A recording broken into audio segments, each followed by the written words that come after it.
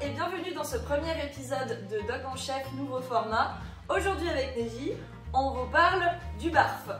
Je nourris mon chien au barf, le barf c'est cru, non le barf c'est cuit, non je te dis que c'est cru, barf, barf, barf, on l'entend partout. Sur les réseaux sociaux, il alimente de nombreux sujets et polémiques sur les forums. Aujourd'hui on vous dit tout, qu'est-ce que c'est que le barf? Putain de merde!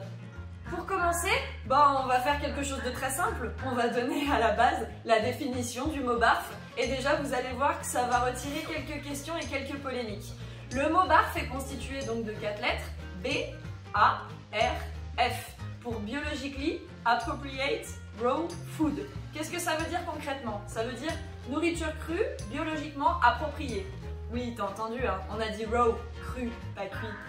Le barf repose donc sur une conception très simple, constituer un menu pour ton chien à base d'aliments crus et donc non cuisinés. Ce nouveau régime est arrivé afin de pouvoir revenir vers une alimentation plus naturelle et donc plus saine pour certaines personnes et naturellement plus coûteuse. L'objectif est donc de recréer une alimentation la plus naturelle possible. On pense à quelque chose de similaire à l'état sauvage, tel que la nourriture du loup, ou si on mettait nos chiens à l'état sauvage dans une forêt, etc.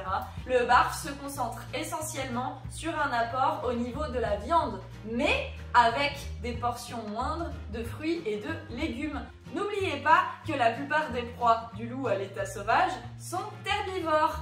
Ainsi, dans l'ingestion de la proie, vous trouverez les intestins qui contiennent naturellement des légumes ou des fruits. Des légumes et des fruits à moindre mesure, bien sûr, mais il y en a quand même.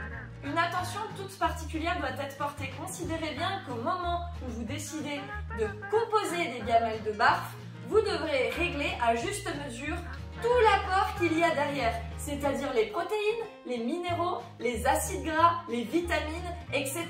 Faites-vous accompagner par un professionnel et comme je disais, ne partez pas à l'aveugle, ce qui risque d'être très dangereux pour l'alimentation de votre chien. N'oubliez pas, la santé passe avant tout dans la gamelle. Une petite carence peut faire de gros dégâts sur le long terme.